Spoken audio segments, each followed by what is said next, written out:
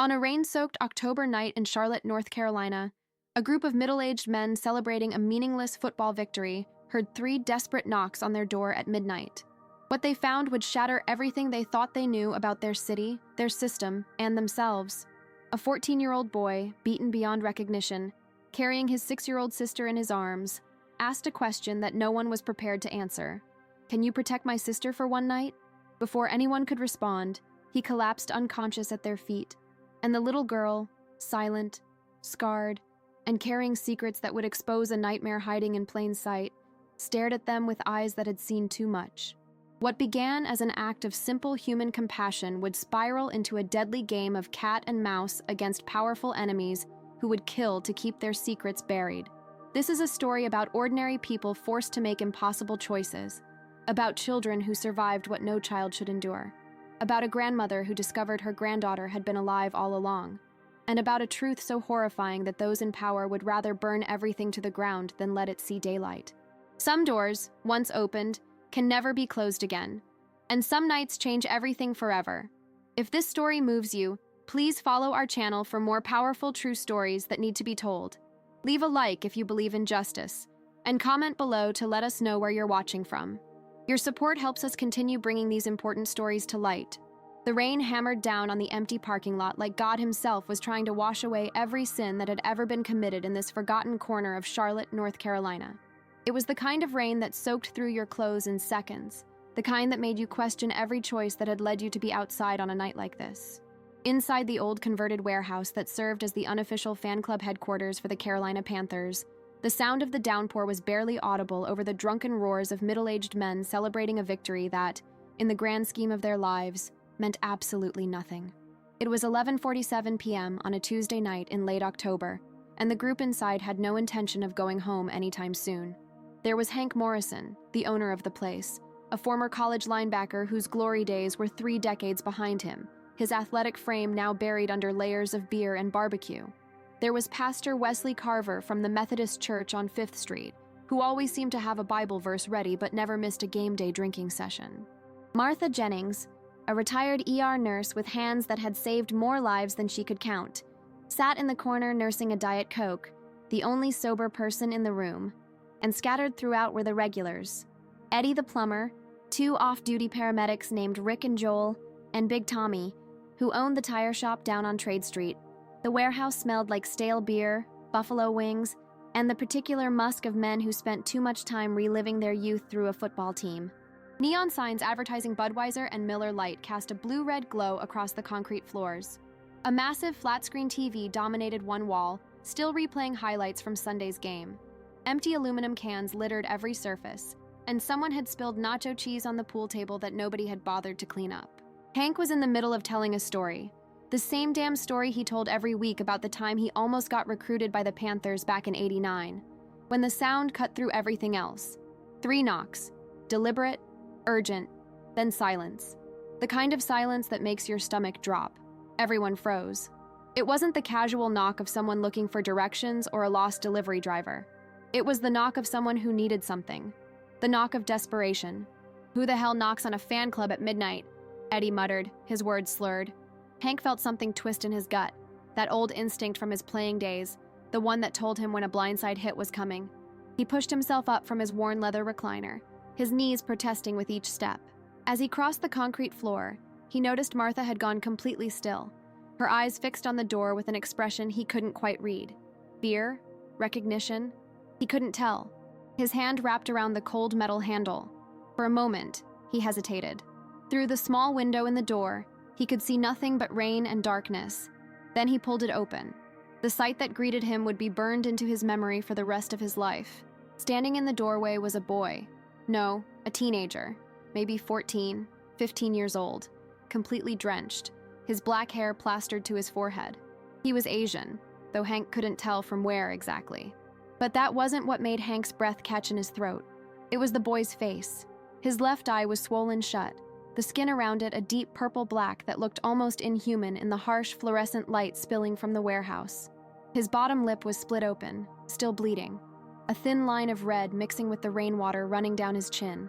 His clothes, a torn hoodie that might have once been blue, and jeans that were ripped at both knees. clung to his thin frame. But it was what he was carrying that made everyone in the warehouse go completely silent. In his arms, pressed against his chest like the most precious cargo in the world, was a little girl. She couldn't have been more than 6 years old. Her eyes were closed, her small body limp and unmoving. At first glance, Hank thought she might be dead. The thought sent ice through his veins. But then he saw her chest rise and fall. Barely, but enough. She was alive. Just somewhere else. Asleep or unconscious. Or maybe just shut down from whatever hell these two had been through.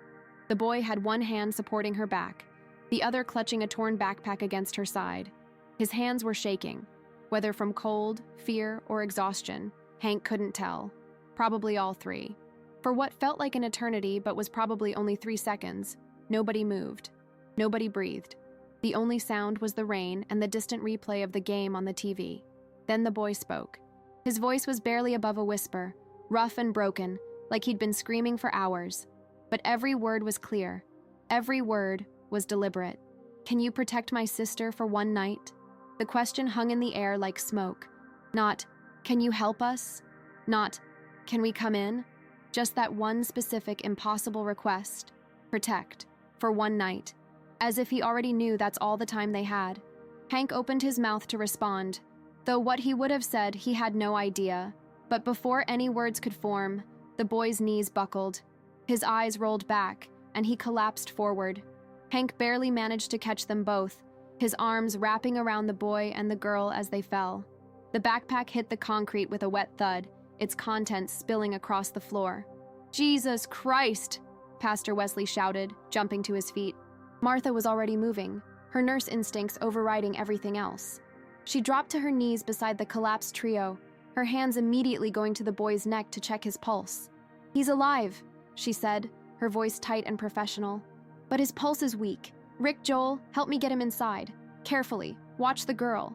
The two paramedics snapped into action, years of training kicking in despite the alcohol in their systems. They carefully separated the boy from the girl, laying him flat on his back.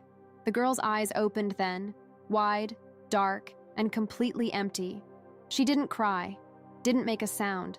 She just stared straight ahead at nothing, her small hands clutching a filthy stuffed bear that Hank hadn't even noticed before.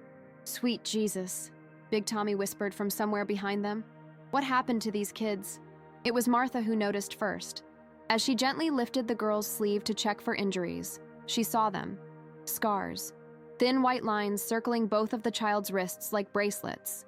But these weren't the scars of a clumsy kid who fell off a bike or scraped herself playing. These were deliberate, precise. The kind of scars you get from restraints, from being tied down. Martha's hands began to shake. In 30 years of emergency medicine, she'd seen almost everything. But this was different. This was a child who had been held against her will, imprisoned.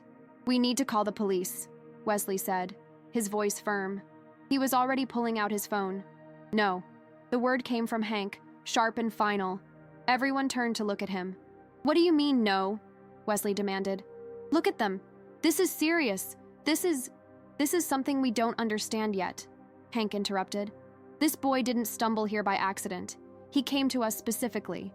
He came to a fan club at midnight, in the rain, beaten half to death, and asked us to protect his sister. Not help them. Protect. That means he's running from something. Or someone. All the more reason to call the authorities," Wesley insisted. But Martha shook her head, still cradling the silent little girl. "Look at her," she said softly. "Look at her eyes.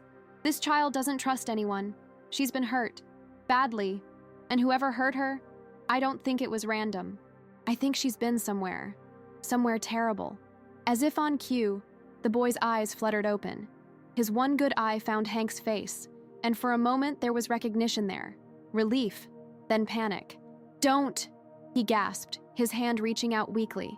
"Don't let him. Take her."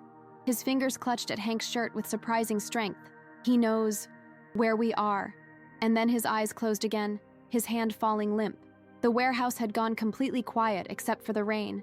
Everyone was staring at the unconscious boy and the silent girl. Outside, the wind picked up suddenly, howling through the parking lot. The warehouse door, which Hank had left open, swung on its hinges once, twice, then slammed shut with a bang that made everyone jump. The clock on the wall read 11:52 p.m. Martha looked up at Hank, and in her eyes, he saw the same thing he felt in his gut. This wasn't just two kids in trouble. This was something bigger, something darker, something that was going to change all of them. "Get the first aid kit," Hank said quietly. "Lock all the doors, and somebody turn off that goddamn TV." As the men scrambled to follow his orders, Hank knelt beside the boy and carefully picked up the torn backpack. Inside, he could see papers, documents, photographs, all water-damaged and torn. He pulled out one photograph, blurry and creased, and his blood ran cold. It was a picture of children, at least a dozen of them, all young, all looking at the camera with the same empty eyes that the little girl had. And in the background, barely visible, was a sign, New Grace Foundation. The name meant nothing to him, but something about it felt wrong, deeply, fundamentally wrong. He looked down at the boy's battered face, at the girl's blank stare, and made a decision that would haunt him for the rest of his life. "We keep them here," he said, "until we figure out what the hell is going on." "Hank," Wesley started. "I said we keep them here." Hank's voice echoed through the warehouse. "This boy came to us for a reason. He chose us, and I'll be damned if I'm going to fail him before I even know what he needs." Nobody argued. They were all thinking the same thing. What had these children been through? Who were they running from? And most terrifying of all, would whoever was chasing them come here? The little girl shifted in Martha's arms, and for just a moment, her lips moved. No sound came out, but Martha, who had learned basic sign language during her years in the ER, recognized the gesture. The child's small hands moved in a simple, deliberate sign. "Help." Then her hands moved again. This time, the sign was different. Scared. Martha felt tears burning in her eyes. She pulled the child closer, feeling the small body trembling against her. "I've got you, baby," she whispered. "I've got you." But even as she said it, she wasn't sure it was true. Because somewhere out there, in the rain and the darkness, someone was looking for these children. And judging by the fear in that boy's eyes, whoever it was wouldn't stop until they were found. The night was just beginning, and with it, a secret that would tear their small community apart. The makeshift infirmary that Martha Jennings had created in the back storage room of the warehouse looked nothing like the sterile emergency rooms where she'd spent 3 decades of her life. Instead of pristine white walls and the steady beep of monitors, there were stacks of old Panthers merchandise boxes, a folding table that Eddie had dragged in from his truck, and the harsh yellow light of a single bare bulb swinging from the ceiling. But Martha worked with what she had, her hands moving with the practiced efficiency of someone who had stitched up knife wounds in back alleys and delivered babies in the back seats of cars. The boy, they still didn't know his name, lay unconscious on the makeshift examination table, his breathing shallow but steady. Martha had cleaned the blood from his face, revealing the full extent of the damage. The black eye was worse than she'd initially thought, the orbital bone possibly fractured. His split lip would need stitches, but what worried her more were the older injuries. As she carefully removed his soaked hoodie, she found bruises in various stages of healing. Yellow-green ones that were weeks old, purple-blue ones that were only days old, and fresh red marks that had probably happened within the last 24 hours. This wasn't the result of a single incident. This boy had been beaten repeatedly, systematically, over a long period of time. "Jesus," Rick muttered from the doorway, watching Martha work. The paramedic had sobered up fast once the adrenaline kicked in. "Someone's been using this kid as a punching bag." "Not someone," Martha said quietly, dabbing antiseptic on a particularly nasty cut along the boy's collarbone. "Multiple someones. Look at the pattern of the bruises. Different sizes, different angles. This is more than one person." The revelation hung heavy in the small room. Joel, the other paramedic, shifted uncomfortably against the doorframe. "We really should call this in, Martha. Child abuse, possible kidnapping. This is way above our pay grade." "Not yet," Martha said firmly, though her hands trembled slightly as she worked. "Not until we know what we're dealing with." But it was what she discovered next that made her stop completely, her breath catching in her throat. On the boy's left forearm, partially hidden by more bruises, was a series of small circular scars, burn marks. She'd seen them before in the ER, cigarette burns usually, but these were arranged in a pattern, deliberate, like someone had been marking him. Martha felt bile rise in her throat. In all her years, the cases that haunted her most were always the children. And this boy had survived something that most adults couldn't endure.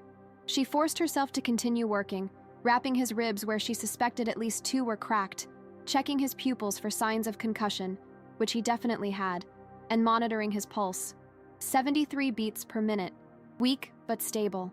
He'd survive the night. Whether he'd survive whatever was coming next was another question entirely.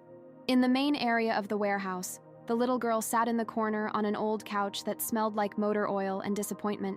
She hadn't moved since Martha had placed her there 20 minutes ago. She just sat, perfectly still, clutching that filthy stuffed bear to her chest. Her eyes, dark and impossibly wide, stared straight ahead at nothing, or perhaps at everything. It was impossible to tell. Hank Morrison stood a few feet away, feeling completely out of his depth. He was good at a lot of things: throwing a football, running a small business, drinking beer with the boys, but comforting traumatized children was not on that list. Still, someone had to watch her while Martha tended to the boy. "Hey there, sweetheart," he tried, his voice soft and uncertain. You want some water? Or maybe something to eat? We got some chicken wings left over, though they're probably cold by now." Nothing. The girl didn't even blink. It was like talking to a statue. Big Tommy appeared beside Hank, holding a can of Sprite. "Kids like soda, right?" he offered lamely. Pastor Wesley had taken up position near the front door, his phone in his hand, clearly still debating whether to call the authorities. His fingers kept hovering over the screen, then pulling back, then hovering again. The moral calculus playing out in his head was almost visible on his face. "Something about this doesn't add up," Eddie said, pacing near the pool table. "Why would a kid come here? To a fan club? In the middle of the night? There's a police station 3 blocks away, a fire station 2 blocks the other way. But he came here. Maybe he didn't know where those were," Big Tommy suggested. "Or maybe he knew exactly where they were and chose not to go there," Hank said quietly, his eyes still on the silent girl. Maybe he couldn't go there. The implication settled over the room like a fog. If the boy was running from the police, or someone connected to them, then calling the authorities might be exactly the wrong move. It was then that Martha emerged from the back room, wiping her hands on a towel that was now stained with blood. Her face was drawn, exhausted, but there was something else there too. Fear. "I need to examine the girl," she announced. "Alone. Just her and me." The men exchanged glances but didn't argue. Something in Martha's tone made it clear this wasn't a request. Martha approached the couch slowly, her movements deliberate and non-threatening. She knelt down so she was at eye level with the child, close but not touching. "Hi, honey," she said softly. "My name is Martha. I'm a nurse. I just want to make sure you're not hurt anywhere, okay? I'm not going to do anything that will hurt you, I promise." The girl's eyes finally moved, sliding over to meet Martha's. There was intelligence there, awareness, but also something that made Martha's heart break. A resignation. This child expected to be hurt. She'd learned to accept it as inevitable. Slowly, carefully, Martha reached out and took the girl's small hand. It was ice cold despite the warmth of the warehouse. "Can you squeeze my hand if you understand me?" A moment passed, then another, then, barely perceptible, the tiniest pressure against Martha's palm. "Good girl," Martha breathed. "That's so good. Now I'm going to check you over, okay? Just like a doctor visit. If anything hurts or scares you, you squeeze my hand again and I'll stop. Deal?" Another small squeeze. Martha felt tears threatening but forced them back. This child had been through hell, but she was still in there, still trying to communicate, still trying to survive. She began the examination in the storage room, keeping her movements slow and predictable, narrating everything she was doing. "I'm just going to check your arms now, sweetie. Just looking for any ouchies that need band-aids." But what she found made her blood run cold. The scars on the girl's wrists were worse up close. These weren't just marks from ropes or handcuffs. These were from medical restraints, the kind used in hospitals and psychiatric facilities, the kind that left very specific patterns. Martha had seen them before, years ago, during her brief rotation in the psychiatric ward. But this child was 6 years old. Why would a 6-year-old need to be restrained like a dangerous patient? As Martha gently lifted the girl's shirt to check for other injuries, she found more scars. Old ones, surgical scars, small, precise incisions along the girl's lower abdomen and back. These weren't from accidents or abuse. These were from procedures, medical procedures. Martha's mind raced. What kind of place had these children been kept? What had been done to them? The girl suddenly flinched, pulling away from Martha's touch near her ribcage. Martha froze, then looked closer. There, just visible under the child's left arm, was a small raised mark. Martha knew what it was immediately. She'd seen hundreds of them during her career. An identification chip scar. The kind used to track animals, or in some cases, humans. "Oh my God," Martha whispered, her hand flying to her mouth. The girl's eyes filled with tears for the first time, and she made a sound, barely more than a whimper. Then her small hands moved in deliberate gestures. Sign language. Martha's heart stopped. She'd learned basic ASL years ago when a deaf patient had been a regular in her ER. She was rusty, but she understood these signs perfectly. The girl signed, "Don't tell." Then her hands moved again, more urgently. "He finds everyone who tells." Martha felt the room spinning around her. This child knew sign language. She'd been trained, or forced, to communicate silently. And she was terrified of someone who apparently had the resources and reach to find everyone. "Who, honey?" Martha asked, her voice shaking. "Who are you afraid of?" But the girl just shook her head violently, her small hands clutching Martha's arms with surprising strength. Her lips moved, and though no sound came out, Martha could read the words. "No, no, no, no, no." In the main room, the boy suddenly gasped, his body jerking on the table. Rick and Joel rushed to him as his eyes snapped open, wild and panicked. "Suki!" he croaked, trying to sit up. "Where's Suki?" "Easy, kid, easy," Rick said, gently pushing him back down. "Your sister's safe. She's right in the other room with—" "No!" The boy grabbed Rick's shirt with startling strength. "Don't let anyone examine her. They'll see the—" He stopped abruptly, his eyes going wide with horror, realizing he'd said too much. Hank appeared in the doorway. "They'll see what, son? What will they see?" The boy's breathing became rapid, his one good eye darting around the room like a trapped animal. "I shouldn't have come here," he gasped. "I shouldn't have— They're going to find us. They always find us." "Who's they?" Hank demanded, moving closer. "Who are you running from?" The boy's lips trembled. When he finally spoke, his voice was barely a whisper. "People you trust. People you'd never suspect. People with badges and white coats and—" He broke into a sob. "It's everywhere. The system. It's all connected." Outside, through the rain-streaked windows, a pair of headlights swept across the parking lot. A vehicle, dark-colored, impossible to make out the model, drove slowly past the warehouse, then disappeared around the corner. No one inside noticed except for the boy, whose face went completely white. "They're here," he breathed. "Oh God, they're already here." The dawn broke over Charlotte with that peculiar quality of light that follows a storm. Everything looked washed clean but somehow more fragile, like the world had been scrubbed down to its bones. Inside the warehouse, nobody had slept. The men sat scattered around the main room, nursing cold coffee and colder fear, while Martha remained with the children in the back room, her nurse's instinct keeping her vigilant through the exhaustion.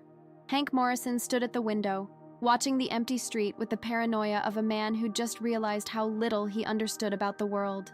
That dark vehicle from last night, it had circled the block 3 more times between 2 and 4 a.m. before finally disappearing. Each time, the boy had tensed like a wire about to snap, his breathing becoming shallow, his one good eye fixed on the door as if expecting it to explode inward at any moment. The argument had started around 5:30, when the sun was just a promise on the horizon. "This is insane, Hank," Pastor Wesley said for what felt like the 100th time. His usually composed demeanor had cracked somewhere around 3 a.m., revealing something harder underneath. "We're harboring 2 children of unknown origin, possibly kidnapping victims, definitely abuse victims, and you want us to just— what? Keep them here like stray dogs? I want us to figure out what's happening before we hand them over to the wrong people." Hank shot back, his voice rough from lack of sleep and too many cigarettes. He'd quit smoking 5 years ago, but Eddie had a pack, and desperate times called for desperate measures. "The wrong people? You mean the police? Child Protective Services? The system designed specifically to handle situations like this?" Wesley's voice rose with each word. "We're not equipped for this. We're a bunch of middle-aged men who watch football and drink beer. We're not heroes. We're not investigators. We're what those kids chose." Hank interrupted, his eyes blazing. "That boy had options, Wesley. He could have gone anywhere. But he came here. To us. Doesn't that tell you something? It tells me he's a terrified teenager who made a poor decision. Or it tells you he knew exactly where he couldn't go." Martha's voice cut through the argument like a knife. She stood in the doorway of the storage room, her face pale and drawn, but her eyes were steel. "I need to talk to you. All of you. Now." The authority in her tone silenced everyone.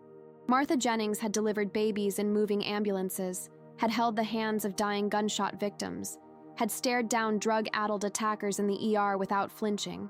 When she used that voice, people listened. They gathered around the old wooden table in the corner, the same table where they'd played countless poker games and argued about draft picks. Now it held something far more serious: the contents of the boy's backpack, laid out like evidence at a crime scene. "The girl's name is Suki," Martha began, her voice steady despite the tremor in her hands. "She's 6 years old. She's been surgically implanted with a tracking chip, the kind they use on high-value assets or, in some experimental programs, on patients with severe cognitive disorders who might wander." She paused, letting that sink in. "But this child has no cognitive disorders. She's perfectly aware. She communicates in sign language, which means someone trained her to be silent." Big Tommy made a sound like he'd been punched in the gut. Eddie cursed under his breath.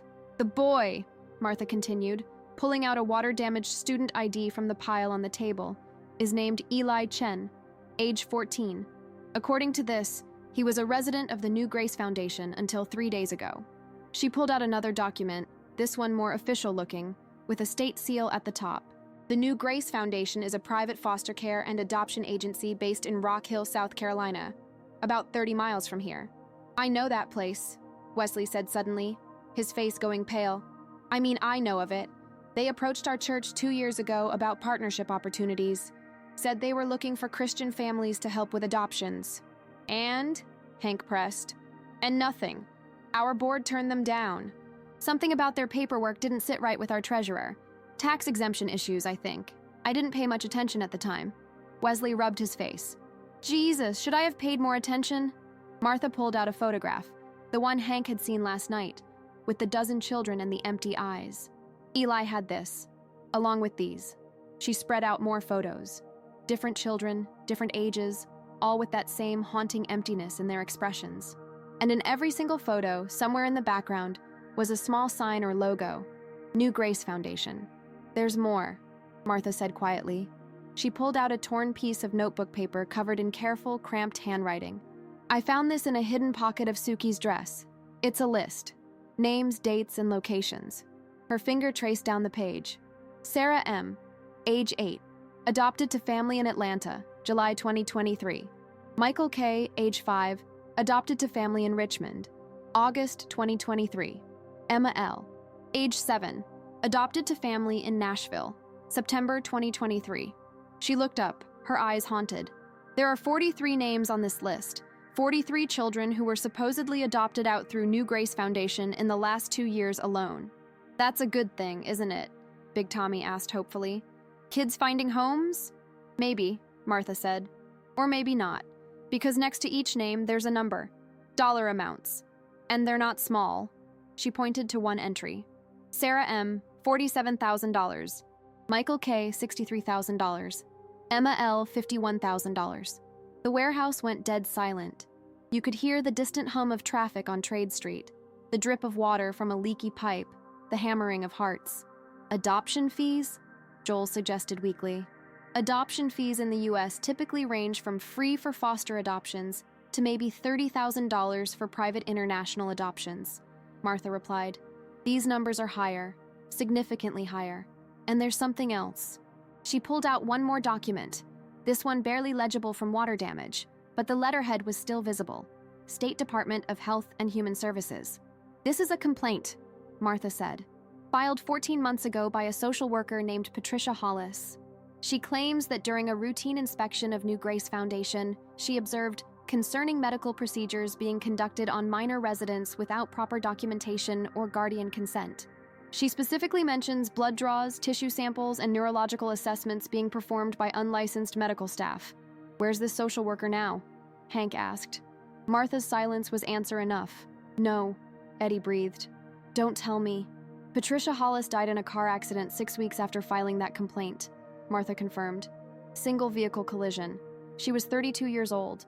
No history of reckless driving, no drugs or alcohol in her system. Her car just went off the road and hit a tree at 70 miles per hour. The weight of what they were uncovering pressed down on the room like a physical force. This wasn't just child abuse. This was something organized, something protected, something that had already killed to stay hidden. "We need to make a decision," Hank said finally, his voice heavy with the burden of leadership he hadn't asked for. "Right now. Do we call this in and hope the system works the way it's supposed to? Or do we take a different path?" "What different path?" Wesley demanded. "What are you suggesting, Hank? That we become vigilantes? That we hide these children from the authorities? That's a felony, that's what parents do," Martha said softly. Everyone turned to look at her. Her eyes were bright with unshed tears. They protect their children, even when it's hard, even when it's scary, even when the whole world tells them they're wrong. Something in her voice made Hank study her more carefully. "Martha, what aren't you telling us?" She was quiet for a long moment, her fingers tracing the edge of one of the photographs. When she spoke, her voice was barely a whisper. 23 years ago, my daughter Jessica was 19 years old. She got pregnant by a boy who left town the moment he found out. She was scared, alone, broke. She went to a clinic, a private clinic in Rock Hill that promised to help young mothers in crisis. Martha's voice cracked. They convinced her to go to a residential facility for the duration of her pregnancy. Said it would be safer, that she'd have proper medical care. The facility was called Grace Haven House. Grace Haven, Eddie repeated. "That's almost the same name as New Grace Foundation," Martha finished. "I know. I looked it up last night while you were all arguing. Grace Haven House closed down 24 years ago after multiple lawsuits. New Grace Foundation opened 18 months later. Different board of directors, but same location, same building." Hank felt his stomach drop. "Your daughter died during childbirth," Martha said, the words coming out like broken glass. "They told me there were complications, hemorrhaging. Said they did everything they could, but they wouldn't let me see her body right away. Made me wait 3 hours. And when I finally did see her," she closed her eyes. "Something was wrong. I knew it. I felt it. But I was in shock, grieving, and I didn't push. I didn't ask the questions I should have asked." "The baby?" Hank asked, though he already knew the answer. "They told me the baby died too, stillborn. But I never saw the body. They said it was better that way, that I should remember Jessica as she was, not like that." Martha's hands were shaking now. "I believed them. God help me, I believed them, and I left. I went home and I buried my daughter in an empty casket because they told me the baby had been cremated for health reasons. The warehouse was so quiet you could hear the dust settling. But last night," Martha continued, her voice stronger now, "when I examined Suki, I found something. A birthmark, small, crescent-shaped, right behind her left ear." She looked up, tears streaming down her face now. Jessica had the same birthmark, in the exact same place. It's genetic, distinctive. I'd know it anywhere. The implications hit Hank like a freight train. "You think Suki is—" "I think my granddaughter has been alive this whole time," Martha said, her voice fierce despite the tears. "I think they took her from Jessica. I think maybe Jessica didn't die the way they said she did. And I think if we hand these children over to the system, we might be giving them right back to the people who did this." Hank made his decision in that moment. Not because he was brave or heroic, or even particularly good, but because he looked at Martha's face and saw the same expression his mother had worn when she'd fought the insurance company that tried to deny his father's cancer treatment. The expression of a woman who'd already lost everything and had nothing left to lose. "We keep them," he said. "We keep them here until we figure this out. All in favor?" Martha's hand shot up immediately. After a moment, Big Tommy raised his, then Eddie, then Rick and Joel together. Everyone looked at Pastor Wesley. His face was a battlefield of conflicting emotions. Duty versus compassion, law versus justice, fear versus faith. Finally, with a heavy sigh that seemed to age him 10 years, he raised his hand. "God forgive us," he muttered. "We're going to need a lawyer, and probably a miracle." By mid-morning, Hank had made the decision to move the children to his house. The warehouse was too exposed, too public, and that dark vehicle circling the block had made one thing crystal clear. Someone knew they were there, or at least suspected it.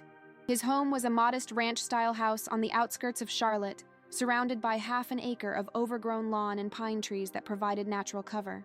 More importantly, it had a basement, finished, windowless, and accessible through a door hidden behind his late wife's china cabinet. The irony wasn't lost on him. Sarah had died 3 years ago from breast cancer, and he'd kept that basement exactly as she'd left it. Her craft supplies, her sewing machine, boxes of Christmas decorations she'd never live to hang again. Now it would serve as a sanctuary for two children running from ghosts far more dangerous than memory. Martha rode with him in his pickup truck, Suki wrapped in a blanket in her lap. The little girl still hadn't spoken, but her small hand clutched Martha's finger with a grip that was almost painful in its intensity. In the back seat, covered with a tarp and surrounded by supposed football equipment, Eli lay perfectly still, his breathing shallow but steady. Rick and Joel had pumped him full of pain medication before they'd left, enough to keep him quiet, but not enough to knock him out completely. "If we get pulled over," Martha started. "We won't," Hank said firmly, his knuckles white on the steering wheel. "It's a 15-minute drive. We're going to make it." But every car that passed them felt like a threat. Every police cruiser they spotted at intersections made Hank's heart hammer against his ribs. He'd never broken a serious law in his life. A few speeding tickets, one DUI when he was 23 that he still felt shame about, but now he was essentially kidnapping two children from a crime scene. No, not kidnapping. Protecting. There was a difference. There had to be. They pulled into his driveway at 9:47 a.m., and Hank had never been so grateful to see his peeling paint and sagging gutters. He helped Martha carry Suki inside, while Big Tommy and Eddie, who'd followed in Tommy's truck, carefully extracted Eli from the back seat. The boy was conscious now, his eyes open but unfocused, tracking movement without really seeing. The basement was cool and dark, smelling faintly of lavender from Sarah's old potpourri sachets. Hank had set up 2 cots down there earlier, along with blankets, bottled water, and a space heater. It wasn't much, but it was safe, or as safe as anywhere could be right now. Once the children were settled, Suki on one cot, still clutching that filthy teddy bear, and Eli on the other, drifting in and out of consciousness, the adults gathered upstairs in Hank's kitchen. The normalcy of the setting felt obscene somehow. Sunlight streamed through the yellow curtains Sarah had sewn. The coffee maker burbled cheerfully. A calendar on the wall reminded him that his property taxes were due next week. "Okay," Eddie said, spreading out the documents from Eli's backpack across the kitchen table. "Let's figure out what the hell we're dealing with." For the next 2 hours, they pieced together a nightmare. The documents told a story that made Hank's blood run cold. New Grace Foundation wasn't just an adoption agency, it was something far more sinister. Among the papers were medical records, dozens of them, all for children between the ages of 4 and 15. Blood type analyses, genetic profiles, tissue compatibility reports, and stamped across many of them, in red ink that looked like a judgment. "Match confirmed." "What are they matching?" Big Tommy asked, his voice small and scared. Martha's face had gone ashen. As a nurse, she recognized these documents for what they were. "Organ donation compatibility reports," she said quietly. These children were being tested for organ harvesting. The words hung in the air like a curse. Joel dropped the paper he'd been holding as if it had burned him. "No," Wesley said, shaking his head violently. "No, that's not possible. That's something from a horror movie. Not real life. Not in America. Not what?" Martha snapped, her composure finally cracking. "Not something that could happen to poor kids? Foster kids? Kids that nobody's looking for? Wake up, Wesley. This has been happening for decades in various forms. Black market adoptions, baby selling, organ trafficking, it's all connected, and it all preys on the most vulnerable." She pulled out another document, this one with a corporate letterhead. Biogenesis Medical Solutions. The company name meant nothing to Hank, but the text of the letter made his stomach turn. "Dear New Grace Foundation," Martha read aloud, her voice shaking. "We are pleased to confirm receipt of the tissue samples from residents 23, 31, and 47. Initial analysis shows promising compatibility markers for our current client list. We will proceed with Phase 2 testing as discussed. Please ensure all subjects remain in optimal health conditions until extraction dates are finalized. Payment of $125,000 will be transferred upon successful procurement." "Extraction dates," Eddie repeated, his face pale. "They're talking about these kids like they're inventory. Because that's exactly what they are to these people," Martha said bitterly. "Products. Suki has that tracking chip because she's valuable. She's been genetically tested and matched to someone who needs..." Her voice broke. "Who needs whatever they were planning to take from her?" Hank thought he might be sick. He'd seen some terrible things in his life. His best friend die from an IED in Iraq, his wife waste away from cancer. But this was different. This was evil, pure and calculated, and hiding behind the veneer of charity and child welfare. "There's more," Eddie said, holding up a smaller piece of paper, creased and stained. "This looks like Eli's handwriting. It's dated 3 days ago." He read, "Suki scheduled for medical transport, November 8th. Destination unknown. Dr. Morrison's signature required." "Who's Dr. Morrison?" They all looked at each other blankly. Then Wesley's eyes widened. "Wait," he said, pulling out his phone and typing rapidly. Morrison, his face went white. "Dr. Gerald Morrison. He's on the board of directors for New Grace Foundation. He's also the head of pediatric surgery at Presbyterian Hospital. Jesus Christ, he's been there for 20 years. How many children has he—" "Don't," Martha said sharply. "Don't finish that sentence. We don't know anything for certain yet." But the implication was clear. If Dr. Morrison was involved, if he had access to hospital resources and operating rooms, then this operation was far more sophisticated than they'd imagined. A sound from the basement made them all freeze. Footsteps on the stairs, slow, unsteady. Eli appeared in the doorway, his face pale and drawn, one hand pressed against the wall for support. He should have been unconscious for hours, but adrenaline or fear had pulled him back. "You're reading about it," he said, his voice hoarse. "About what they do there." Hank moved toward him, but Eli held up a hand to stop him. "I need to tell you everything," the boy said. "All of it, before they find us, because they will find us." His one good eye found Martha's face. "You look like someone I used to know at Grace Haven." Martha's breath caught. "What did you say?" "Grace Haven House," Eli repeated. "That's what they used to call it, before they changed the name. My mom was there, before I was born. She told me about it before she died. She said it was a place where girls went when they were in trouble, where they went to have babies that nobody wanted." The kitchen tilted around Martha. "Your mother, what was her name?" "Angela Chen," Eli said. "She was there 23 years ago. She was only 16. He swayed on his feet and Eddie rushed to catch him before he fell. "She had me there, but she said there was another girl, her roommate, a girl named Jessica, who was so kind to her, who held her hand during labor, who promised they'd stay friends forever." Martha made a sound like a wounded animal. Her hands flew to her mouth, tears streaming down her face. "Jessica was my daughter," she whispered. "Your mother knew my daughter." Eli's face crumpled. "Jessica died the same night my mom gave birth to me. I'm sorry. I'm so sorry. My mom always felt guilty about that. Like somehow she'd survived and Jessica hadn't, and that wasn't fair." "What else?" Hank demanded, sensing there was more to this story, more pieces that needed to fall into place. "What else did your mother tell you?" Eli took a shuddering breath. "She said Jessica had a baby too. A girl. She said the doctors took both babies away right after they were born. Told both mothers their babies had died. But my mom, she heard a baby crying. 2 babies. She knew they'd lied." The room spun. Martha gripped the table so hard her knuckles went white. "My mom got me back," Eli continued. "She fought them, threatened to go to the police, to the news, to anyone who would listen. So they gave me back to her, but they made her sign papers, made her promise never to talk about what she'd seen, and she didn't. For 14 years she kept that promise because she was terrified they'd come back for me. But she told you," Wesley said. "She told me everything on her deathbed 6 months ago," Eli said, his voice breaking. "Cancer, same as Jessica. My mom said that was suspicious too. How many young women from Grace Haven died young?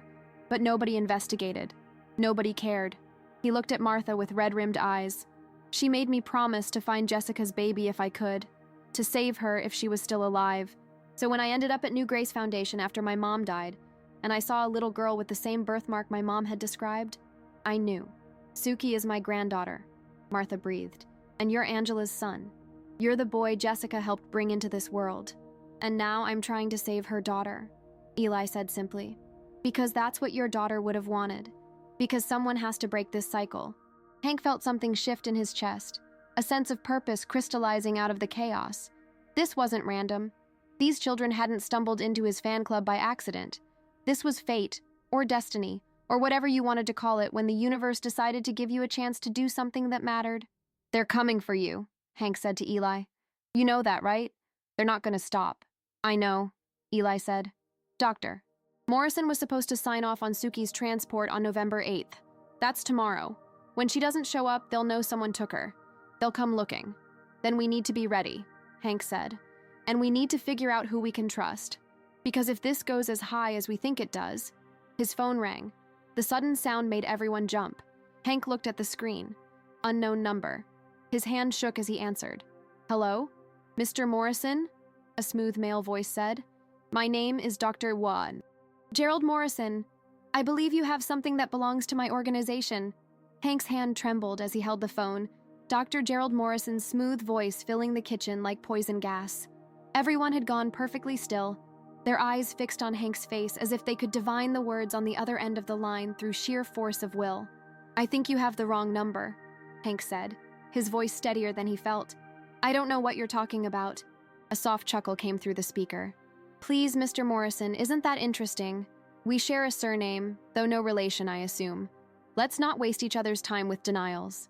We have surveillance footage of a teenage boy entering your establishment last night at approximately 11:52 p.m., carrying a young female child. That boy is a resident of one of our facilities, and he's removed property that doesn't belong to him. Property, Hank repeated, his voice flat. You're calling a 6-year-old girl property. I'm calling her a ward of the state who is under the legal guardianship of New Grace Foundation, Dr. Morrison corrected smoothly. A ward who requires specialized medical care that, I can assure you, you are not qualified to provide. Whatever that troubled young man told you, I promise you it's a fabrication. Eli Chen has severe psychological issues. Paranoid delusions, compulsive lying, attachment disorders. Funny, Hank interrupted, his anger rising. Those diagnoses sound real convenient for discrediting anything he might say about your operation. There was a pause on the other end. When Dr. Morrison spoke again, his voice had lost its veneer of civility. Mr. Morrison, I'm going to be very clear with you. You are currently in possession of 2 minors who are legally under the care of a state-licensed institution. You are interfering with medical treatment for a child with serious health conditions. And if anything happens to that little girl because you've delayed her necessary procedures, you will be held criminally and civilly liable. Do you understand the gravity of your situation? Hank looked at Martha, whose face had gone pale but determined. She nodded once, a gesture that said everything. Keep him talking. Learn what you can. What kind of medical treatment does a 6-year-old need that's so urgent? Hank asked. That's confidential medical information protected by HIPAA, Dr. Morrison replied. But I'll tell you this much. Every hour she's away from proper care, her condition worsens. You're not saving her, Mr. Morrison. You're killing her. The words hit like a physical blow. Hank saw doubt flicker across Big Tommy's face, saw Wesley's hand move toward his phone. This was how they operated, he realized. Not with threats, but with the appearance of legitimacy. With the weight of law and medical authority, and the terrible suggestion that maybe, just maybe, you were the villain in this story. If she's so sick, Hank said slowly, why isn't she in a hospital? Why is she in a foster facility in Rock Hill? Another pause. Our facility is specifically designed for children with her particular needs. We provide round-the-clock care from specialists who understand her condition. A traditional hospital setting would be traumatic for her. Mr. Morrison, I'm trying to be reasonable here. I'm giving you a chance to do the right thing before this becomes a legal matter. Before police are involved, before your life is irrevocably destroyed. Is that a threat? It's a prediction, Dr. Morrison said coldly. You have until midnight tonight to return both children to our facility. After that, I'll have no choice but to notify the authorities that you're holding them against their will. And trust me, Mr. Morrison, I have friends in very high places. The district attorney's office, the police department, Child Protective Services. When they come for you, and they will come, you'll wish you'd made the smart choice. The line went dead. Hank set the phone down carefully on the kitchen table, his hand shaking so badly he nearly dropped it. For a long moment, nobody spoke. The only sound was the tick of the wall clock and Eli's labored breathing from where he'd collapsed into a chair. He's bluffing, Eddie finally said, but his voice lacked conviction. He has to be. If they really had all that power, they'd have already sent the cops. No, Martha said quietly. He's not bluffing about having connections, but he is worried. You heard it in his voice. Underneath all that smooth talk, he's scared. Because if this goes public, if anyone starts really investigating what they've been doing, those connections won't save him. So what do we do? Big Tommy asked, his face ashen. We've got until midnight before nothing, Hank said firmly. We're not giving them back. We're not handing those kids over to be butchered for parts. But what if he's telling the truth? Wesley interjected, his pastor's instinct for believing the best in people warring with what they'd learned. What if Suki really does need medical care? What if we're making this worse? Martha moved to the basement door and opened it. They could hear soft sounds from below, Suki's small voice, barely a whisper, and Eli's gentle response. It was the first time any of them had heard the little girl make any sound at all. Does that sound like a child who needs to go back to the people who did this to her? Martha asked quietly. Or does that sound like a child who finally feels safe enough to speak? Wesley closed his eyes, his internal struggle visible on his face. When he opened them again, something had changed. The doubt was still there, but it was overshadowed by conviction. You're right, he said. God forgive me if I'm wrong, but you're right. We need to move them, Rick said suddenly. Morrison knows they're connected to Hank now. This house isn't safe anymore.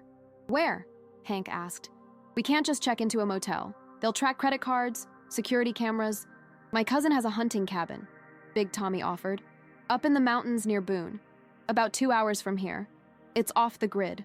No electricity, no running water, no cell service. You'd have to hike in the last mile. Nobody would find them there. That's perfect, Eddie said, except for the part where Martha needs to monitor Eli's injuries and keep Suki stable. How's she supposed to do that without supplies? Without communication? They were talking in circles, the panic rising with each passing minute. Hank could feel the walls closing in, the weight of impossible choices crushing down on them. It was Eli who broke through the spiral. He'd been quiet, listening from his chair, but now he stood, swaying slightly, but determined. There's someone who can help, he said. Someone who knows everything about New Grace Foundation. Someone who's been trying to expose them for years. Who? Hank demanded. The mayor's wife, Eli said. Catherine Drake.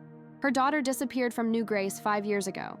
Officially, the girl was adopted by a family in California, but Mrs. Drake never believed it.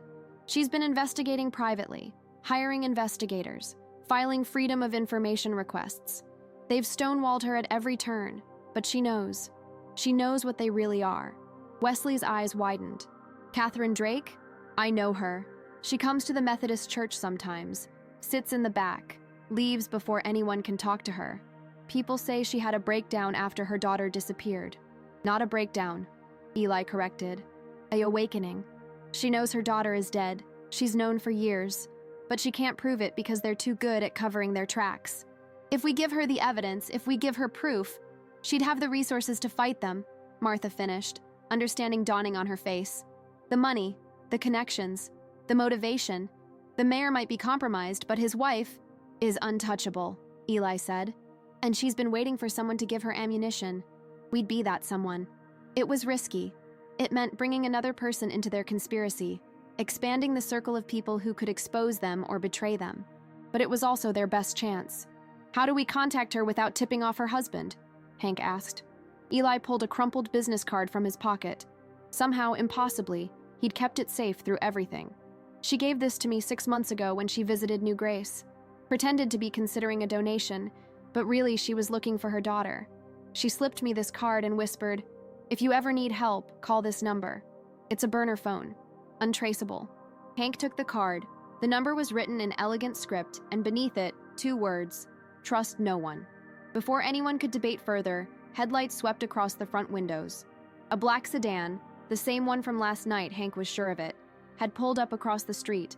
It just sat there, engine idling, windows tinted so dark you couldn't see who was inside. "They're here," Eli whispered, his face going white. "They're watching us." "How many exits does this house have?" Rick asked, his paramedic training kicking in, always thinking about escape routes. 2, Hank said. "Front and back, but the back door leads to an open yard. They'd see us." "The basement," Martha said suddenly. "Sarah's old storm shelter. It connects to the crawl space under the garage. From there you can get out through the side access panel. It opens onto the neighbor's property." They'd built that shelter during the tornado scares back in 2008, and Hank had almost forgotten it existed. But Martha was right. It was their way out. "Okay," Hank said, his military training from years ago surfacing through the fear. "Here's what we do. Eddie, Tommy, Wesley, you 3 leave through the front door right now. Make it obvious. Get in your trucks and drive away like nothing's wrong. Make them think we're alone." "And then?" Eddie asked. Then you circle back on foot through the woods behind the property. Meet us at the storm shelter exit in 20 minutes. We'll have the kids ready to move." "Where are we taking them?" Wesley asked. Hank looked at the business card in his hand. "To the one person who might actually be able to stop this nightmare. To Catherine Drake." The black sedan's engine revved once, a reminder that they were being watched, that time was running out. In the basement, Suki had started humming, a soft, sad melody that sounded like a lullaby. Eli held her hand and hummed along, his voice cracking with exhaustion and fear and something that might have been hope. They had until midnight. Dr. Morrison had given them that much, but Hank knew better than to trust that deadline. The real attack would come before then, when they least expected it, from a direction they hadn't anticipated. The storm was coming, and all they could do was try to stay ahead of it. The storm shelter smelled like earth and rust and forgotten things. Martha held Suki close as they huddled in the darkness, the little girl's breathing soft against her neck. Above them, they could hear footsteps, heavy boots on the floor of Hank's house, voices calling out in authoritative tones that were clearly meant to intimidate. They'd come faster than expected, less than an hour after Dr. Morrison's phone call. Not police. Hank was certain of that. Police would have announced themselves, would have knocked. These men had simply broken in. Eli crouched next to Martha, his body tensed like a wire about to snap. His one good eye reflected the dim light from Hank's flashlight, and in it, Martha saw a terror that was intimately familiar with this exact scenario. He'd been hunted before, maybe many times. "They're searching the house," Hank whispered from his position by the shelter door. "But they haven't found the entrance yet. Sarah disguised it behind that old bookshelf. Thank God I never got around to cleaning out her stuff." The irony of his dead wife's hoarding tendencies saving their lives wasn't lost on anyone. Through the burner phone's screen, volume turned all the way down, brightness at minimum, they'd texted Catherine Drake 20 minutes ago. Her response had been immediate. "Warehouse District, Old Cotton Mill Nr. 3, 1 hour. Come alone or don't come at all." But now, trapped in this shelter with armed men above them, that meeting seemed impossible. "We need to move," Rick whispered. The crawl space to the garage. A crash from above cut him off, something heavy hitting the floor. Then a voice, cold and clinical. "Basement's clear, no sign of them." "Check the walls," another voice commanded. Morrison said the old lady was a nurse. Nurses are practical. She'd have emergency supplies somewhere. Find the hidden spaces. Martha's blood ran cold. They were methodical, professional, not thugs, but trained searchers. How much time did they have before someone discovered the bookshelf moved? Suki's hand suddenly gripped Martha's arm with surprising strength. The little girl's eyes had gone wide in the darkness, and she was making frantic gestures with her free hand. Sign language.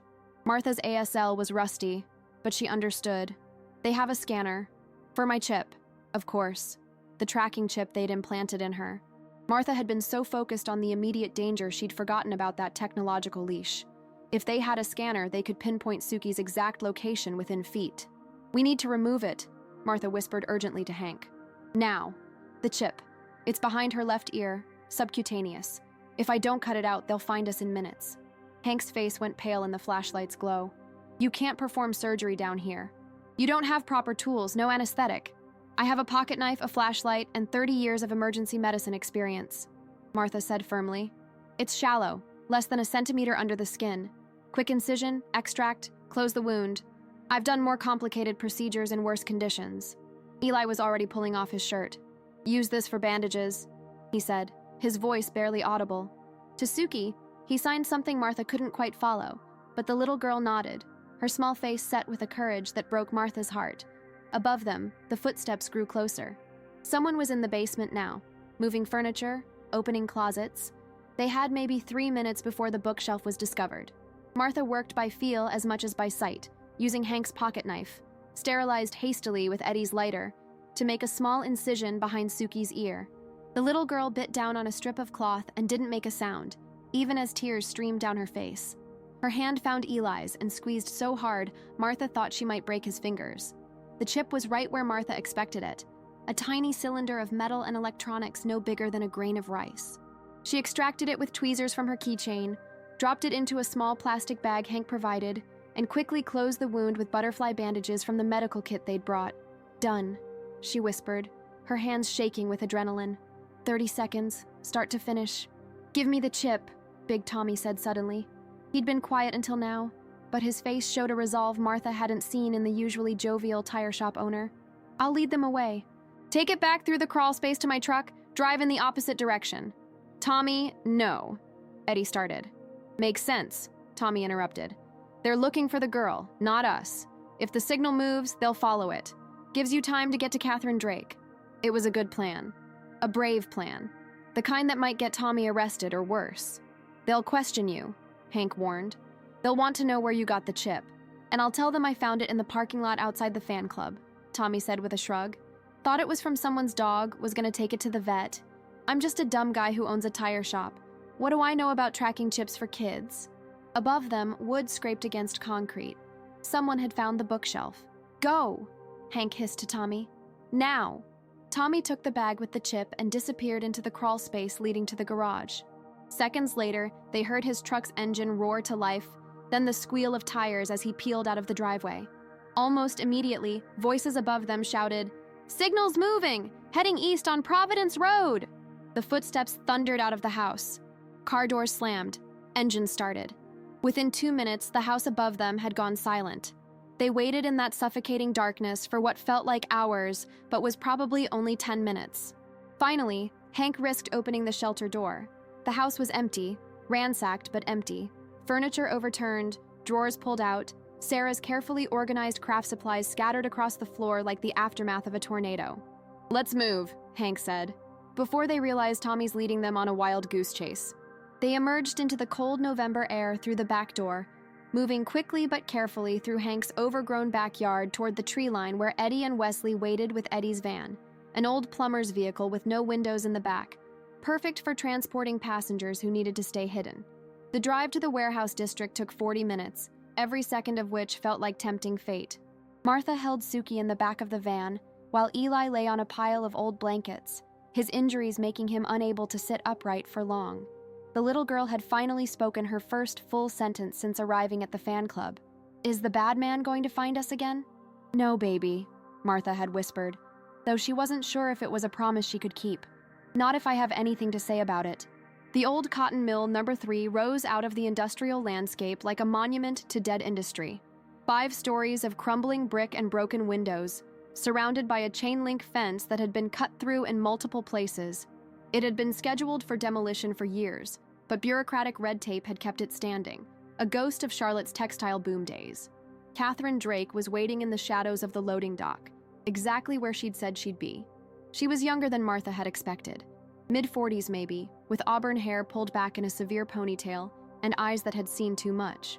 She wore dark jeans and a black jacket, and there was a hardness to her that spoke of a woman who'd been broken and had rebuilt herself into something sharp and dangerous. "You brought them," Catherine said as they approached. It wasn't a question. "We brought evidence," Hank replied, "and 2 children who can testify to everything that's been happening at New Grace Foundation." Catherine's eyes found Suki, and something flickered across her face. Pain, recognition, rage. "How old is she?"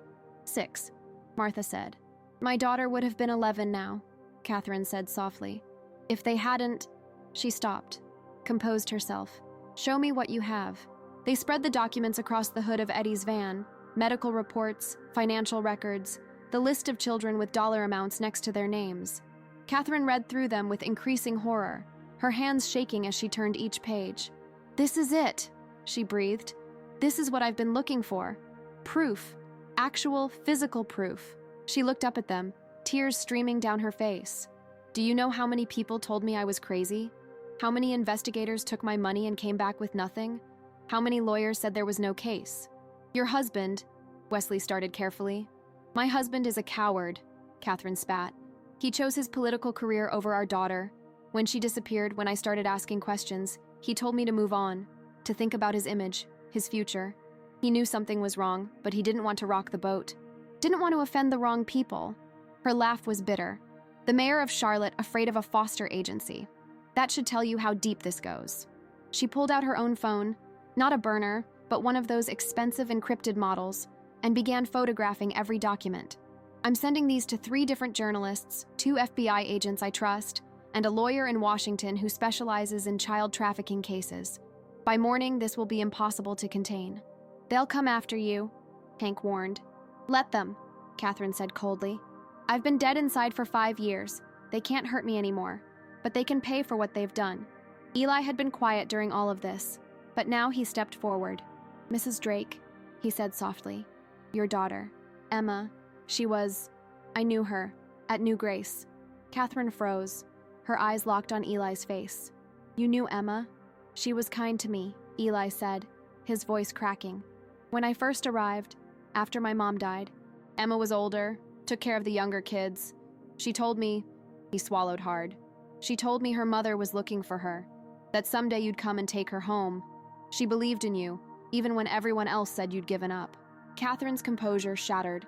She sank to her knees on the concrete, sobbing, deep, wrenching sounds that came from somewhere primal. Where is she? She gasped. Please, tell me where she is. Eli's face was a mask of grief. Dr. Morrison took her for a medical procedure 3 days before I left. She never came back. None of them ever came back. The silence that followed was profound, filled with the weight of truth that couldn't be taken back. Martha understood in that moment what they were really dealing with. Not just organ harvesting, not just illegal adoptions, but systematic murder, hidden behind the facade of medical care and child welfare. Catherine stood slowly, wiping her eyes. When she looked at them again, her face had transformed into something terrible and beautiful. The face of a mother who'd finally found purpose in her grief. They're going to burn, she said quietly. New Grace Foundation, Dr. Morrison, everyone involved. I'm going to make sure they all burn. The safe house Catherine Drake had arranged turned out to be an abandoned church in the outskirts of Gastonia, about 40 minutes west of Charlotte. It had been decommissioned 15 years ago when the congregation couldn't afford the upkeep, and now it sat like a forgotten prayer among overgrown weeds and crumbling headstones. But it had 4 walls, a roof that mostly didn't leak, and most importantly, it was owned by a shell corporation that couldn't be traced back to Catherine or anyone else involved. They'd been there for 18 hours when everything fell apart. It started with Pastor Wesley. He'd been quiet since they'd arrived, sitting in one of the old pews with his head bowed. Whether in prayer or contemplation, nobody knew. But when Catherine's encrypted phone buzzed with an incoming message at 3:47 a.m., Wesley's face had gone pale as he read over her shoulder. That's impossible, he'd whispered. The message was from one of Catherine's FBI contacts. New Grace Foundation fire. Originated in records room. Total loss. No survivors among night staff.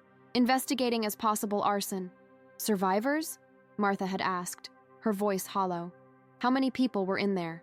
According to the initial reports, 4 staff members, Catherine read, her fingers trembling on the screen, and approximately 23 children. The number hit like a physical blow. 23 children. Gone. Burned alive or dead from smoke inhalation while they slept in their beds. Locked in rooms they couldn't escape from because that's how institutions like New Grace operated, with locks and bars and the pretense of protection that was really imprisonment. Eli had made a sound like a wounded animal and collapsed against the wall, his whole body shaking. These were children he'd known, had lived with, had tried to protect in his own small ways. And now they were gone, erased along with all the physical evidence of what had been done to them. They did this, he gasped. Morrison and whoever he works for. They burned it all down. They killed those kids to cover their tracks. We don't know that, Wesley said, but his voice lacked conviction. It could have been an accident, faulty wiring. Don't, Martha snapped. Don't you dare make excuses for them. We all know exactly what this is. But there was more. Catherine scrolled through her messages, her face growing more ashen with each one. The journalists I sent the documents to. 2 of them are refusing to publish, citing lack of corroboration and legal concerns. The 3rd one, she stopped, her hand flying to her mouth. The 3rd one was in a car accident this morning. He's in critical condition. The pattern was unmistakable. They were cleaning house, eliminating evidence, and silencing anyone who might expose them. The fire had destroyed the physical location and killed potential witnesses. The journalists were being neutralized. And that meant, we're next, Hank said quietly. They're working their way down the list, and we're on it. As if summoning the devil by speaking his name, headlights suddenly swept across the broken stained glass windows of the church. Not 1 vehicle, but 3. They surrounded the building, their high beams creating a perimeter of blinding light. Out the back, Catherine hissed. There's a cemetery behind the church, leads to a creek. If we can get across... But when Eddie ran to check the back door, he found it already blocked. 2 men in dark suits stood outside, and one of them was holding what looked unmistakably like a gun. They were trapped. A loudspeaker crackled to life from one of the vehicles. "This is Detective James Hartley with the Charlotte-Mecklenburg Police Department. We have the building surrounded. We know you have 2 minor children inside. We need you to send them out immediately, unharmed, and then surrender yourselves peacefully." "Police," Wesley breathed, his face torn between relief and terror. "Maybe this is good. Maybe—" "Detective Hartley is Dr. Morrison's brother-in-law," Catherine said flatly. "I've had him investigated. He's on the payroll. This isn't a rescue. This is an execution." Suki had begun to cry.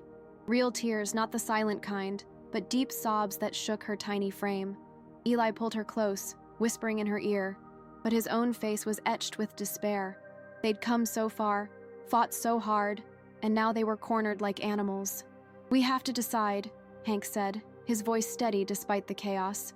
"Right now, do we surrender and hope the system works? Or do we fight?" "Fight with what?" Eddie demanded. "We don't have weapons. We have the truth," Martha interrupted. She was looking at her phone, at something she'd pulled up on the screen, "and we have a way to broadcast it to everyone." She'd been live streaming on her Facebook account, something she rarely used, but her profile was connected to hundreds of people in Charlotte's medical community. The stream had been running for 10 minutes, capturing everything. The messages from Catherine's FBI contact about the fire, their discussion about Detective Hartley, the vehicles surrounding them, and now more than 3,000 people were watching. "Keep talking," Martha said urgently. "Tell them everything, all of it. If they're going to silence us, let's make sure the whole world knows why." Catherine understood immediately. She positioned herself in front of Martha's phone camera, her face illuminated by its screen. "My name is Catherine Drake. I'm the wife of Mayor Richard Drake of Charlotte, North Carolina, and I'm here to tell you that for the past 5 years, a child trafficking and organ harvesting operation has been running in our city, protected by people in positions of power. My daughter, Emma Drake, was one of their victims." The viewer count jumped, 5,000, 7,000, climbing rapidly as people shared the stream. Hank stepped into frame. "My name is Hank Morrison. I'm a former Marine and a business owner. 24 hours ago, a 14-year-old boy came to my establishment with his 6-year-old sister, asking for protection. That boy's name is Eli Chen, and he escaped from a facility called New Grace Foundation, where children were being held, tested, and sold for organ transplantation." The loudspeaker outside barked again, more aggressive now. "Turn off that camera and send out the children. This is your last warning." But they couldn't stop. Not now. Not when tens of thousands of people were watching, recording, sharing. Eli stepped forward, his battered face clearly visible in the phone's light. "My name is Eli Chen. I watched Dr. Gerald Morrison take children away in the night. I heard them screaming in the medical wing. I found the records of children who were listed as adopted, but who I know never left that building alive. And I watched Emma Drake." His voice broke. "I watched them take her for a procedure she never came back from." Suki, still crying, raised her small hand and signed something. Martha translated. "She says her name is Suki Chen. She says she's 6 years old, and she wants to go home." The viewer count had exploded. 50,000, 100,000, climbing so fast the number was a blur. Comments flooded in, people demanding answers, people calling their own police departments, people recording and restreaming to other platforms. Outside, there was confusion. Urgent voices, radio chatter. They hadn't expected this, hadn't planned for the entire world to be watching. Pastor Wesley, his face streaked with tears, stepped into frame. "I'm Pastor Wesley Carver, and I want to confess something to everyone watching. New Grace Foundation approached my church 2 years ago. I turned them down because something felt wrong, but I didn't investigate. I didn't ask questions. I didn't do anything. And because of my inaction, children died. I'm sorry. God forgive me. I'm so sorry." The loudspeaker had gone silent. Through the broken windows, they could see more vehicles arriving. News vans, their satellite dishes extending into the night sky. The cavalry was coming, but not the kind Dr. Morrison and his people had hoped for. Catherine's encrypted phone buzzed. She looked at the screen and a smile, terrible and triumphant, spread across her face. The FBI just issued arrest warrants for Dr. Gerald Morrison, Detective James Hartley, and 3 other individuals connected to New Grace Foundation. They're also opening an investigation into my husband for obstruction of justice. But even as relief flooded through them, Eli's face remained haunted. The children, he said quietly. The ones who died in the fire, we saved 2. But we couldn't save 23. The weight of that truth settled over the room like ash. They'd won, or at least survived, but the cost was written in the names of children who would never grow up, never go home, never get the justice they deserved. Martha pulled both Eli and Suki close, and for the first time since this nightmare began, she let herself truly cry. For Jessica, her daughter who'd died in that same system. For Angela, Eli's mother who'd tried to fight and had been silenced. For Emma Drake and the 23 children whose names they didn't even know. For all the children who'd been failed by every adult who was supposed to protect them. We tell their stories, she said fiercely, looking directly into the camera that was still streaming to hundreds of thousands of people. Every single one of them. We make sure the world never forgets what happened here. That's how we honor them.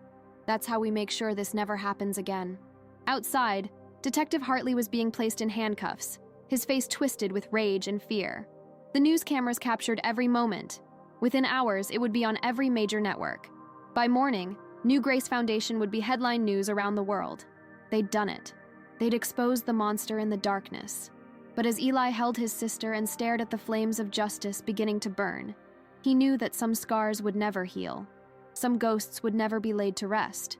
Victory, he was learning, could taste an awful lot like ash. 6 months had passed since that night in the abandoned church, and Charlotte, North Carolina, would never be the same.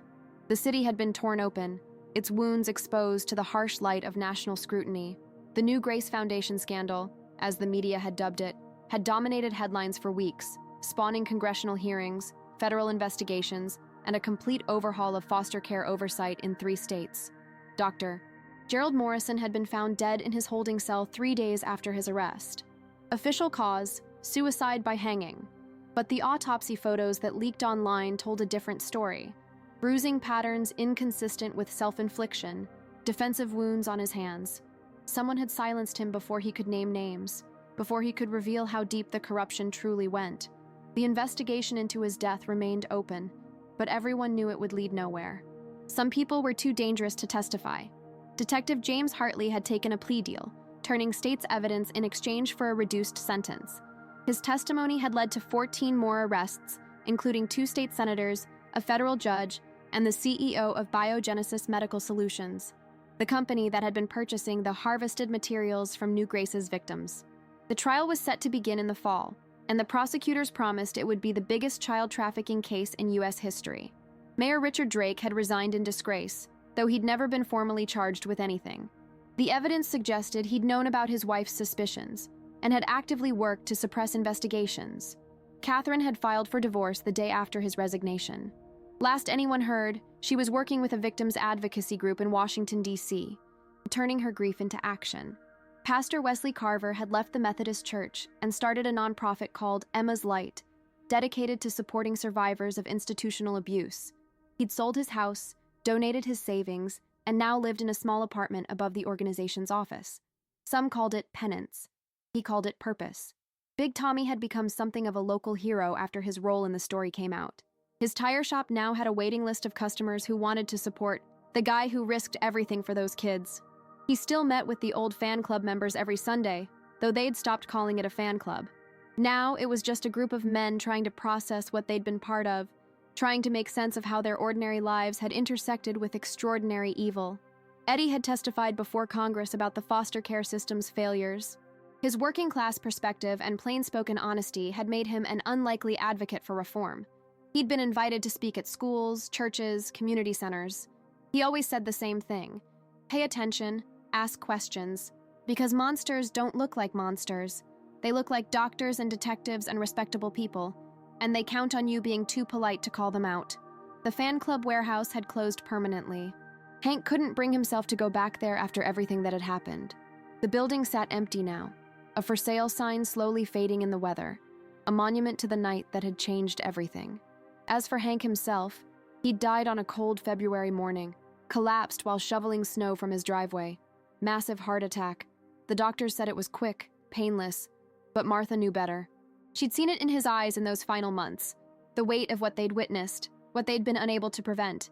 23 children dead in that fire. That number had haunted Hank every single day. He'd wake up at night, Martha had heard, counting them, whispering their names when he could remember them, apologizing to the ones he couldn't. His funeral had been packed. Eli and Suki sat in the front row with Martha, and when it came time for eulogies, Eli had stood and spoken about the man who'd opened his door on a rainy midnight and had chosen to protect rather than judge, to risk rather than retreat. "He saved my life," Eli had said simply, "and my sister's life. He was a hero, even if he never believed it himself." Now, on a warm August afternoon, Martha sat on the porch of her small house, the one she'd bought with the settlement money from the lawsuit against New Grace's insurance company, and watched Suki play in the yard. The adoption had been finalized in April. Suki Chen was now legally Suki Jennings, and Martha had become a mother again at 63 years old. The little girl had come so far. She spoke now, in full sentences, though she was still shy around strangers. She attended therapy twice a week, and sometimes she still woke up screaming from nightmares. But she also laughed. She also played. She also drew pictures of rainbows and puppies and houses with families inside them. Families that looked safe and happy and whole. She'd started first grade in the fall, and her teacher said she was remarkably bright, especially in math. She had friends, real friends, who came over for play dates and birthday parties. Normal childhood things that should never have been remarkable but were, given everything she'd survived. The physical scars had healed. The small incision behind her ear where Martha had removed the tracking chip was now just a thin white line, barely visible beneath her hair. The marks on her wrist from the restraints had faded to shadows, but the invisible scars, those would take longer, maybe a lifetime. Martha heard a car pull up and looked to see a familiar beat-up Honda Civic. Eli climbed out, moving carefully. He still had pain in his ribs on cold days, and his left eye would never fully open again. But he was alive, and that was more than anyone had expected 6 months ago. He was living in a group home for teens now. A good one.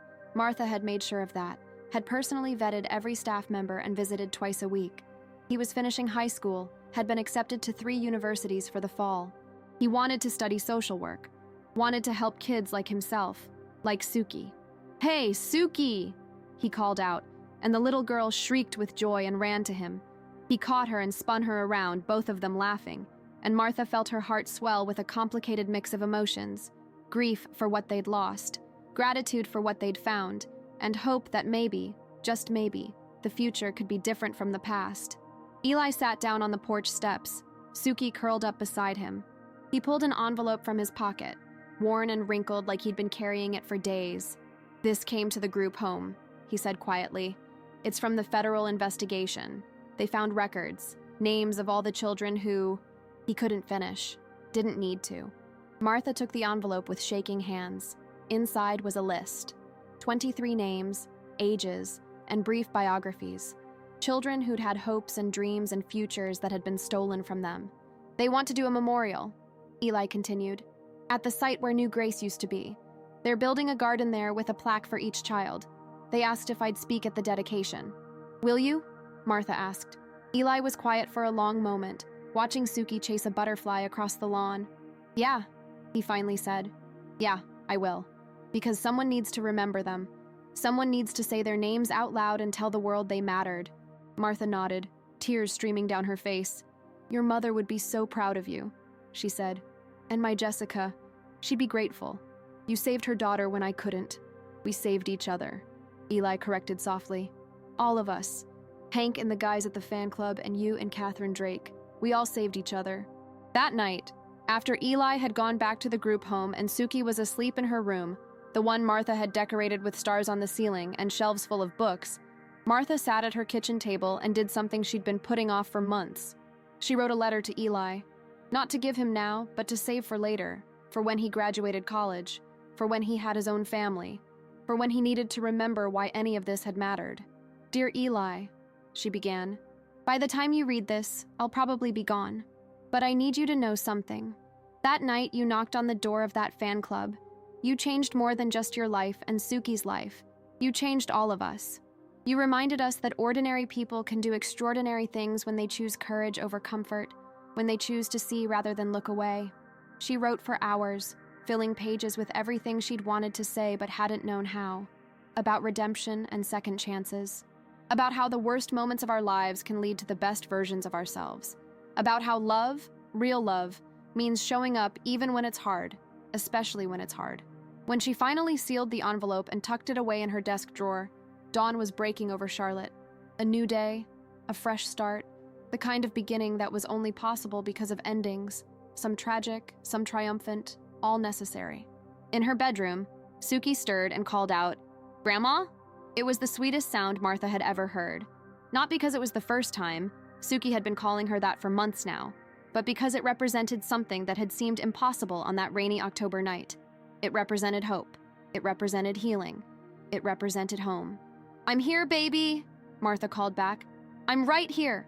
And she was. She would be. For as long as Suki needed her, for as long as Eli needed checking on, for as long as there were children in this world who needed someone to fight for them, the story that had begun with a desperate knock on a door at midnight had transformed into something bigger than any of them could have imagined.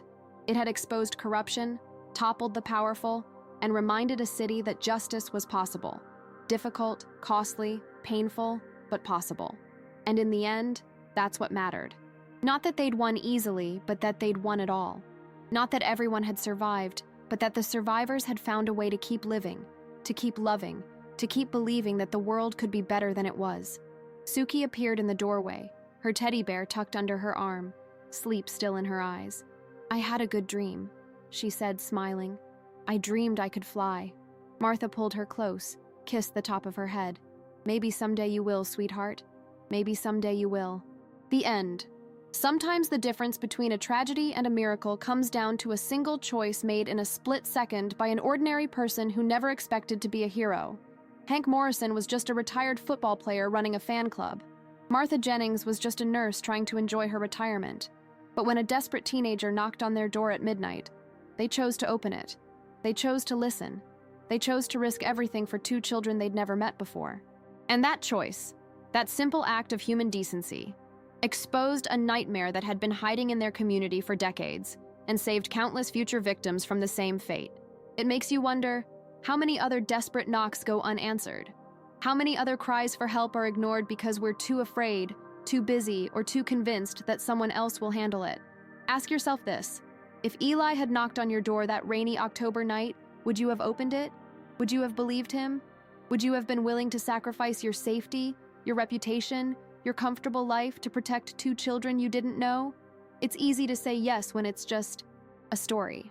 But in that moment, with everything on the line and no guarantee of a happy ending, would you have had the courage to do what was right instead of what was safe? The truth is, we're all just one unexpected moment away from having to answer that question for real. And the answer we give defines not just who we are, but what kind of world we're creating for the most vulnerable among us. If this story touched your heart, please follow our channel for more powerful true stories that remind us of our shared humanity. Hit that like button if you believe ordinary people can do extraordinary things, and share this video with someone who needs to hear it.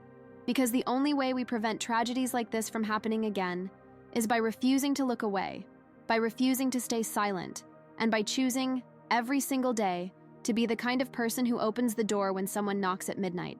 Thank you for watching, and may you never have to face such a choice.